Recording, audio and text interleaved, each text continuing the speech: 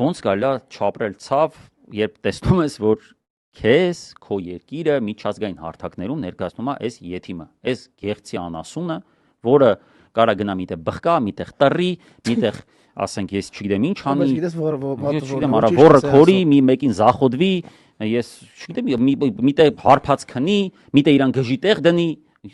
ամենակարևոր տեղը գժի տեղ դնի իրան։ Ես չգիտեմ Չէ, ես ասեմ, ես հետո իմացա, որ պրոտոկոլի խախտումը համոդիկացես, աշխատում եմ իր մասնակցությամբ ոչ մի բան չնայեմ։ Ասեմ քեզ այդ մեմնը չէի տենալու, թե դու չասեր որ մեմա դարել դա իր բանով այդ բանի պահը։ Բայց դες ասեմ մի բան, շատ կարևոր, որ